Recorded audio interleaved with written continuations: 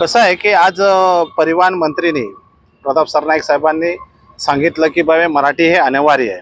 ठीक आहे बोलतात ते आता सांगितलंय, पण हे जे कायदा आहे ते जुना कायदा आहे आणि ते जुना कायद्याची आज अंमलबजावणी आहे. आणि राजसाहेब आणि महाराष्ट्र सेना आणि महाराष्ट्र वाहतूक सेना सतत हे मराठीचं जे आहे सक्तीचं जे कायदा आहे ते आम्ही किती वर्षापासून हे आम्ही मागणी केलेली आहे आणि ते आहे अंमलबजावणी झाली पाहिजे होती, परंतु बोलते ना देर आहे दुरुस्त आहे. आज अंमलबजावणी झालेली आहे आणि साहजिकच आहे महाराष्ट्रामध्ये आणि मुंबईमध्ये किंवा कल्याण डोंबिवलीमध्ये आहे की साहजिकच आहे आज प्रत्येकाला हे मराठी तर यायलाच पाहिजे.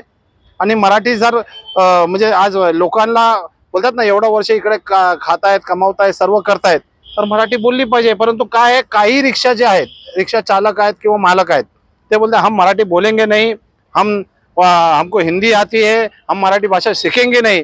तो ये जो दादागिरी आहे हे ते चालणार नाही. मुंबईमध्ये या ज्यांना नाही येत त्यांनी ठीक आहे ना नाही येत तुम्ही शिका. आणि आज मला आनंद झाला की